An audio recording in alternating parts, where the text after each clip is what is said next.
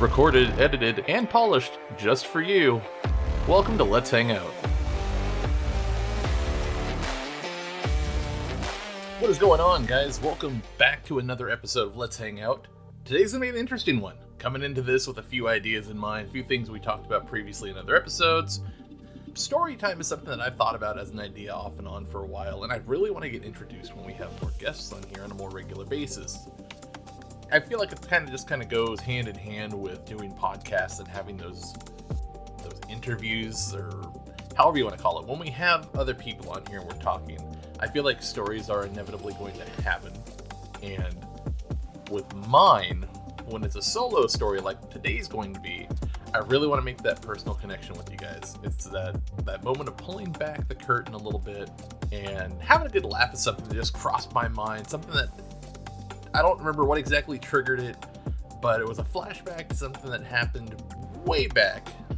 And then way back is relative again.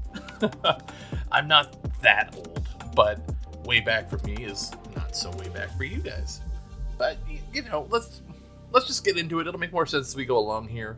As always, thank you for subscribing. Thank you guys for checking out the episodes.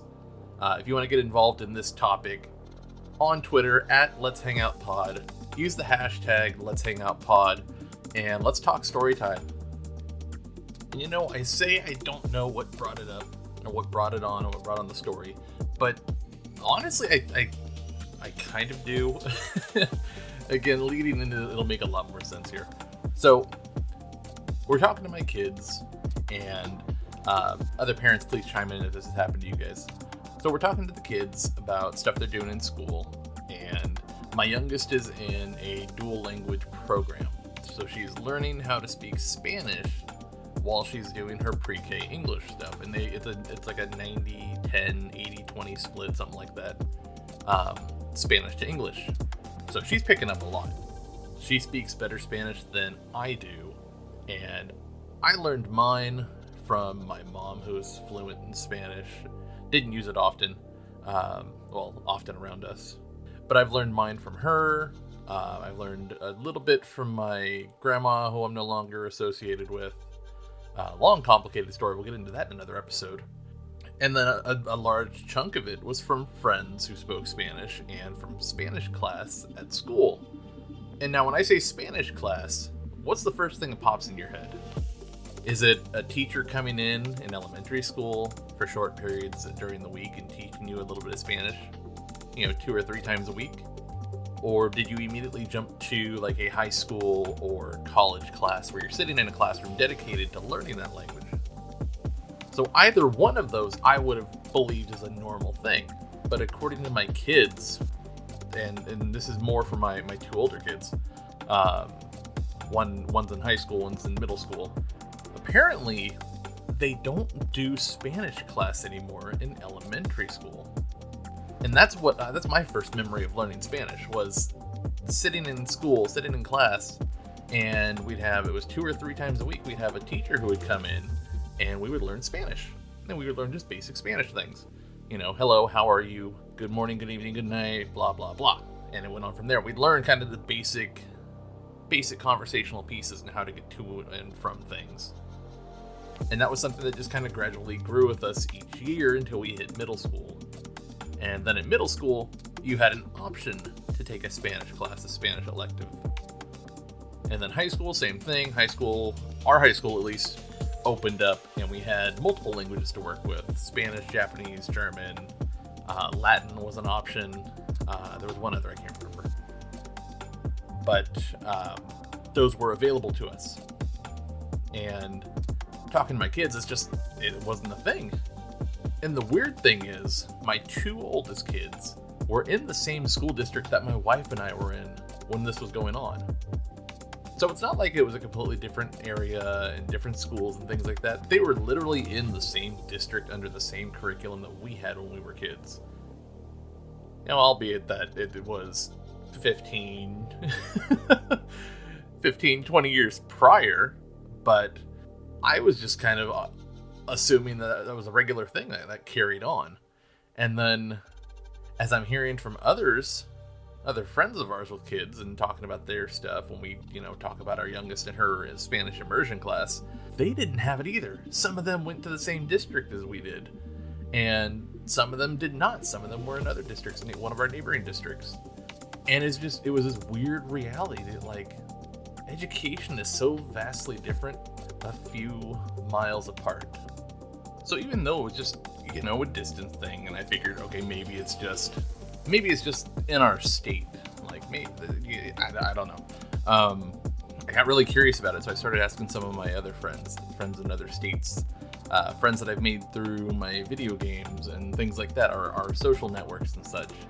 And it was really this, like, world crashing down around me moment when I realized that it was actually not so common.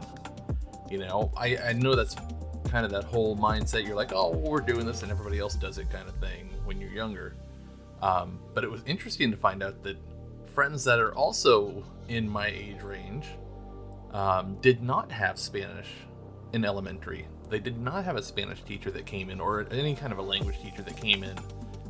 And if they did, it was a one-off. It was like they came in and they learned a little bit about the culture, and they spoke to them and taught them a few things. Hello, goodbye, blah, blah, blah. So when the questions came up, like, what was your first introduction to a foreign language? They all immediately jumped to having classes available in middle and high school or college. And it just, again, it blew my mind. It wasn't one of those things I expected to hear. And it's not like I was expecting them to be like, oh yeah, I learned how to say this, not in Spanish, and we have this class. No, I didn't expect them to be like, no, that's weird. Like, it was weird that we were learning Spanish, because that felt like a normal thing. But then again, like I said, I'm hearing from my kids that they didn't get it in elementary school, and they went to the same schools that we did. So it's just this weird paradox that was created, this black hole moment of my life where, like, what I did that I thought was normal wasn't normal and doesn't exist anymore, doesn't happen. So then I took that same concept of, well, if they didn't learn Spanish in school, what else did we learn that they no longer learn? Boy, I gotta tell you guys, it's that's a rabbit hole I wasn't expecting to go down, and it is weird. So okay, so let's go back to like high school. So if you're me, you're mid-30s, and we were the era of the digital change. We were there when the internet first became big, when it really took off, honestly. Not to say when it was created, because the internet was already there when we were a lot younger, just not the way that we know it now. But we were kind of there at the big launch when computers were starting to show up in everybody's home, and it was the connection point. If you had a computer, you had some kind of messenger. You had AIM, you had MSN, all those kind of things. So talking to my kids about it and talking about how they keep in contact with their friends. Nowadays we all assume that everyone's got a phone. Most kids you see have a phone, so you would assume that they're texting each other and whatnot, which is pretty standard. But again, talking to my kids, like, how do you guys communicate with each other without your phones? And they're literally emailing each other in schools now.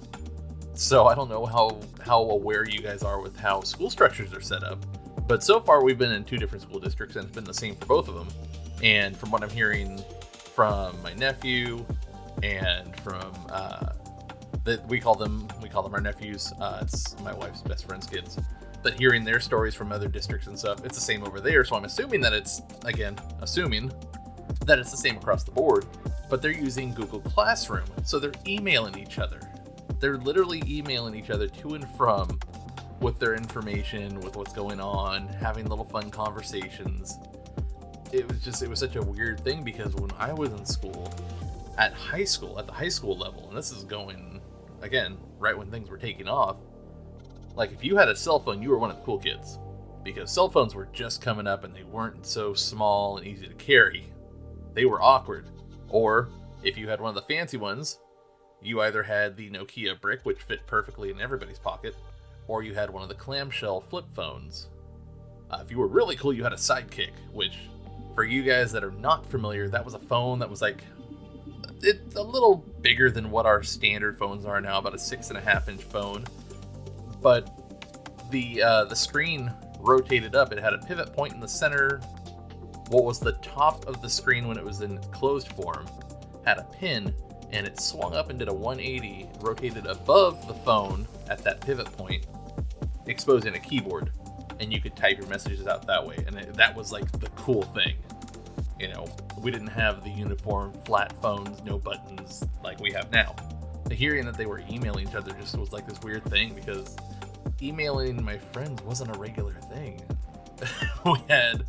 we had instant messengers, and you had to get online and hope that your parents had a good stable internet so you could message. Or if you were stuck on your old 256K connections or dial-up, you would hope that nobody made a phone call, that nobody had to pick up the phone, because then you'd be kicked off the internet. And like trying to explain that to my kids, that was a whole another concept that they were having a hard time understanding. And I'm still trying to work on it with them and get them to understand how that was. You know, my wife and I have had this really fun conversation with our kids talking about how the internet will function when we were kids versus how they have it now. Again, another topic, another pod, probably during the dad pod if I get lucky with it here, because I have a feeling that would be a fantastic topic with the guys. But back to the point, it was this weird moment in explaining to them, like, this is what we used and you had to be fortunate enough to be able to do it. And they're like, yeah, we just email each other or text. Talking about classes in school. Again, in my era, we had keyboard and computer classes that taught you how to type at a keyboard, and we'd sit there and we'd have the little typing program, and you'd have to type A blah blah, and do that over and over. And then eventually, when you got good enough, the teacher would tell you, okay, put the towel over your hands and type the same thing again. And that's how we learned how to use a keyboard. And nowadays, it sounds like they're learning that kindergarten, first grade, sitting there at their Chromebooks or their tablets or whatever. And that concept itself is brain exploding out of my head. Like, it's one of those things. Like my youngest, she's 5, and she hasn't learned how to type on a keyboard yet, but she can navigate these tech devices like it was been in her hands since before she was born. You know, when we got them when we were younger, it was cool and confusing, and you had a tablet with a keyboard that would pop up, and you're like, I'm just going to tap it with my fingers and make the words pop up. We didn't sit there and flip it down, pull out a keyboard, slap it on the bottom of it, and start typing away. It's that class, that computer class, that apparently no longer exists, and it's just part of the common curriculum because they use it everywhere. Spanish class, again, not a part of the regular curriculum for them because it wasn't. Now it's an elective you get when you're older, and as an elementary kid you pick it. Things like music class has changed a little bit. It's still the same general thing like we had, and again, this is where it varies a little bit, hearing from friends about what they did in school for their music classes and such. But you had a singular music teacher in elementary school who taught you the basics of music. You did sing-alongs, you guys would do performances, and you get to understand that. And that's how you got your toes wet. You kind of put your toes in the water here and felt how you like participating in music. And that's generally where people started deciding, oh, I like choir, I want to do stuff for band, or I want to do orchestra, because we explored a lot of those things. And it sounds like to me that's, again, generally the same concept, and the same process goes through. Middle school, it's an elective, you can do choir, you can do band, you can do orchestra, and you get your beginner stuff there. PE, again, same thing. That's pretty much the same. Elementary school, it's required here in the state of Oregon to have physical education, and to have those classes there. Hopefully it's the same in other states, but PE is a regular thing. But the one area that's still kind of wild to me, and it's not even a school topic, it's a part of the day. And you're going to laugh when you hear this, guys. Lunchtime. Lunchtime has changed so much from when I was a kid, and even hearing stories from, my in-laws or older adults, a little bit older than us, the generation before us. Even hearing from the same era, the same kids our age, my age, like hearing the way they had lunch in school, it all kind of falls in line as similar. But now, man, holy cow. My kids are coming home and telling me that, like, their breakfast is Sometimes they get donuts, like the school will provide fresh made donuts for them. And they get servings of fruit and veggies and stuff at lunchtime. And they get the whole salad bar they get to pick from and things like that. And that's been since elementary school. I remember vividly being in elementary school, and I want to say it was 5th grade. And our school was super excited because we were getting new, we called them choice bars. They were basically mobile food bars, food carts that we would park just off to the side of the main serving area at the cafeteria, where you could pick your fruit and veggies and your little add-on things. And they would tell you, okay, make sure you pick up one from the red booth and one from the blue booth and whatever. And my kids are telling me like, oh yeah, no, we get to go in and we can get as much as we want and do this and this. And like, I was the kid that ate like 2 servings of everything and would take thirds if there was an opportunity. And they're telling them now like, oh yeah, just go fill your tray up. If you're hungry, you can grab some more. Like, what? What? And it's even the meals have changed. Like the common meals. The common meals have changed. Like, I was telling the kids about one of my favorites back in the day, and it's something that we've actually incorporated into our family meal rotation every now and then. It's super fun. It's gone by a couple different names I've heard, but we called them, when I was in school, they were called Italian Dunkers. And essentially what it was a breadstick which was seasoned with pizza seasonings, the pizza herbs and stuff like that across the top. So you get your Parmesan, your Italian seasonings, but it was a thicker, I guess would be a better way, a thicker breadstick. And then you received your tray, your lunch tray, that had a dish of meat sauce, which is marinara or pasta sauce or whatever it was, that had ground sausage in it, ground meat. And you would take the breadstick and you would dip it in there and eat it like that. And it was, it was kind of corny. Like when you hear the description of it, you're like, yeah, that doesn't sound very good. But man, I'm telling you, that thing was so good. That was one of my most favorite meals. And I was telling the kids about it when we first started doing this. I was telling them about it years ago. And they're like, we don't have anything like that. I'm like, what? What? How? This thing is so good. It's so simple and it's so cost effective to make for a school. How could you not have it? And then they're telling me, like I said, about the donuts thing. And they're like, oh yeah, we get Hot Pockets and we get these pizza bites and burritos. I'm like, what the hell? How? Wait a second. You get a Hot Pocket? So then they're describing these Hot Pockets to me. And I don't know if you guys remember them or even if it was a regular thing. Again, maybe it was my school's. I don't know, because I had it all the way through high school when I stopped having lunch, when I stopped doing lunch. But we had what was essentially a pizza pocket. It was like a Hot Pocket, but it was a flaky outer crust, crimped edges, and inside was stuffed with pepperoni and cheese and seasonings and all that stuff. And they get Hot Pockets like that. They get ham and cheese. They get pepperoni pizza. They get all that. They were telling me about jalapeno poppers. My son was telling me the other day, they get jalapeno poppers at school. Dude, if I would have had jalapeno poppers, I would have been a happy kid at lunchtime. I wouldn't be looking forward to my Lunchable and my pudding cup if that was it. If I knew that I had an opportunity to get jalapeno poppers for school lunch, I'd be saving up my allowance just to pay for a lunch at least once a month. But they get all these really cool things, these really cool foods and stuff. And it got me going down this rabbit hole with them that was really, it was fun. It was different to hear what was still being used, what was a regular thing, and then how much it's changed for being the same thing. Again, something simple like lunch was so drastically different when we were a kid versus what they have now. If you guys have kids, if you haven't had that conversation, please do, and I hope you guys do. If you don't have kids and you're planning to, or even if you don't have kids and you're not planning to, you have to have a niece, a nephew, something like that younger. Ask them. Think of something that you guys had when you were a kid that you're like, oh yeah, everybody had this. And then watch. Brace yourself. Ask them and watch the response you get, because it's going to blow your mind. One last one here I'll talk about for a second because this is a fun one. And I love hearing everybody else talk about it. There was, in every school, there was always vending machines with soda. Not really snacks, there was like the occasional snack machine, but there was always a soda machine. And then in middle school and high school, they were the like holy grail of vending machines if you could find it and if it was stocked. You would find the Fruitopia machines, the 20-ounce bottles of Fruitopia.